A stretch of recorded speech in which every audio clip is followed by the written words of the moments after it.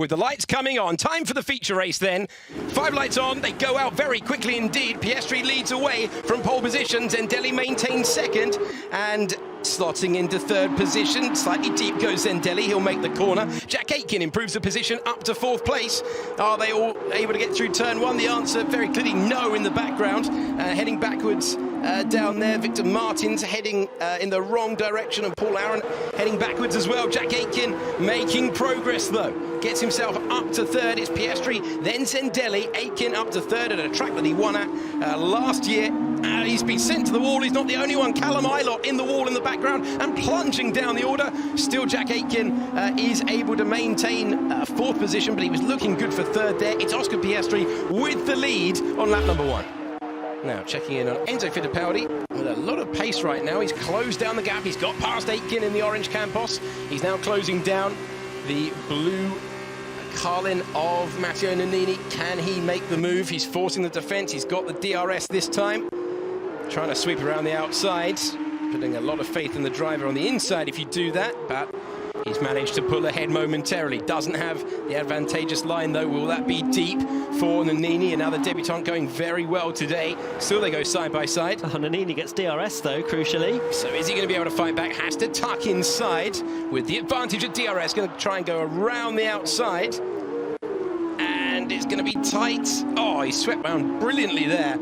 And Enzo Fittipaldi will have to scratch his head, come back and give it another go. Nannini hangs on. All of this battling is bringing Jack Aitken back into play, the driver currently in 5th position. And Enzo Fittipaldi this time with a much better exit from turn 16, makes the use of DRS, doesn't want to mess around side by side, but he's gone deep to give an opportunity to Nannini, who just will not go away right now.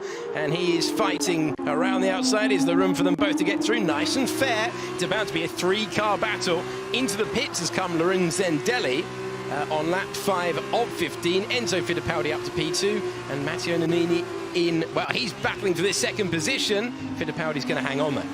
Amazing battling between Fittipaldi and Nannini. It's crucial. Oh, Jack Aitken comes up the inside of the pair of them and takes second. Sends one to the inside and makes it work.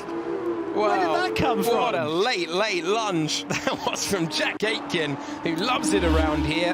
And that's Arthur Leclerc trying to go all the way around the outside of Jack Aitken, who won't like that at all, but he's pulled it off for the moment. Not only that, he's managed to defend, and that's a sweet move for the Monegasque driver. He is through, he is past, he is up to P5, and he already knows he's got to break the toe.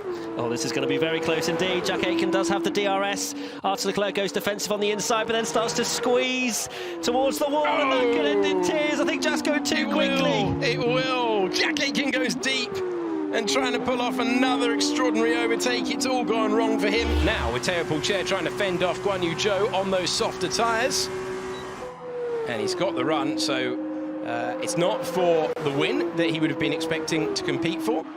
This was not one of Guan Yu Zhou's best circuits in his rookie season. His race ended in the wall just about there last year, but he can at least absolutely thrash that car round the 20 corners of Baku, and he's going to be banging into the wall there after a nice tap from Théo Pourchaire, and that's not what Guan Yu Zhou needs at all. Here is Roberto Merri, the driver with plenty of Formula 1 Grand Prix under his name, and now he's got P8 from Théo Pourchaire. At least he did for the moment. Dan Tickton with another 3-second time penalty as these two battle it out round turn number 2, and Théo Pourchaire desperately wants to keep hold of reverse grid pole, but Roberto Merri in the Campos has the DRS, and this will be tough to fight. But we saw what happened to one Campos trying to go around the outside there. Roberto Merri though able to pull it off. Sweet move.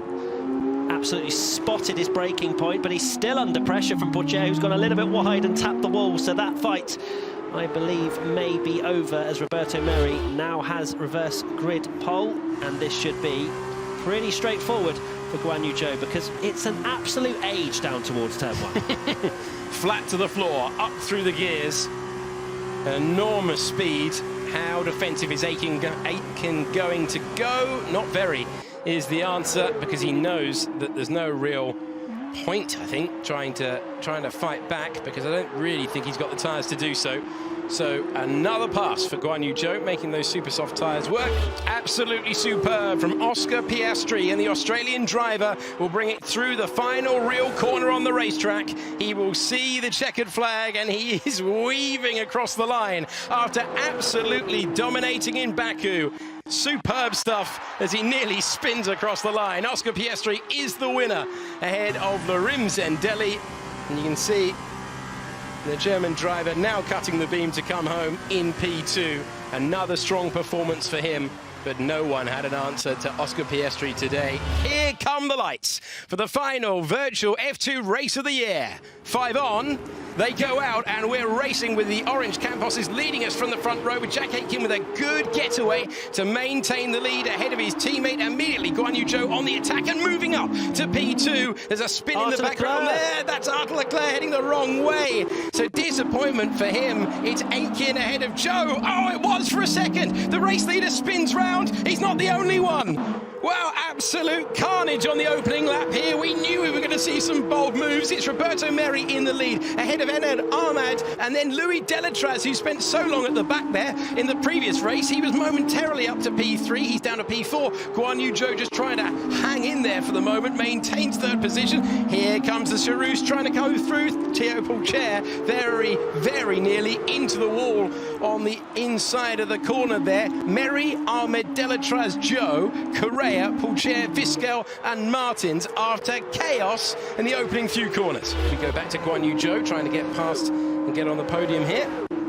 He's in the wheel tracks of the car then. And Ahmed is... Oh, they've come together and they're very lucky to still be pointing in the right direction. That could have been game over for Ahmed and Zhou. They have got away with it.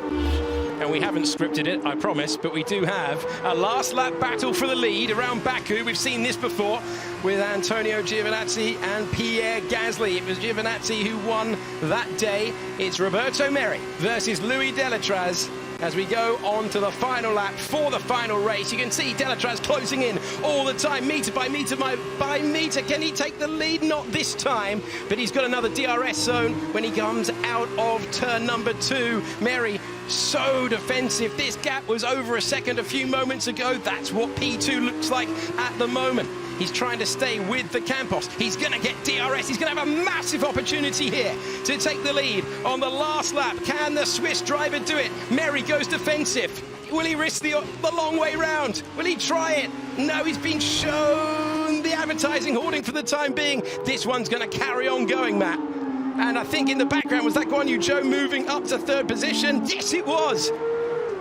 Oh, still so close between Zhou and Ahmed, and so close for the lead as well. Merri looks like he's overheated his tyres a little bit. Surely Delatraz isn't going to go for the switch back there. He's sliding. You could just see how sideways he was out of that chicane. But Merri holds on for now. But we still have one long back straight to go as well as this castle section is. Oh, please don't go side by side into there. Don't do it into turn 8. Don't do it into turn 8. They haven't. But this is going to be about the exit. Roberto Merri has been on parts of the racetrack that he would not have been interested in at all. It's led to this gap, half a second, as we go over the line towards the very end of the race. Could it go side by side across the line? Surely Louis Delatraz has to risk everything. They both clobber the wall, but there's no damage on, so it's all about the exit. This is the final real corner on the racetrack. The rest is just fast sweepers. Oh, this is going to be so close. Can he get close? Roberto Merri in the lead. You're looking at the P2 driver. Can he close in? He's getting closer, but he's running out of road. Roberto Merri just needs to hang on, but can he hang on? Delatraz getting closer and closer and closer, and it looks like it's going to be a drag race to the line. Can he find a way through the lead? Side by side, who's going to get it? Louis Delatraz to P1. Louis Delatraz wins the race by beating Roberto Merri on the line, who spins. But Louis Delatraz closed down that half a second, and he puts his arms aloft at the bottom of your screen because he's won that drag race to the line to win the final F2 virtual race. Roberto Merri denied in the final meters, and it's Delatraz with his second win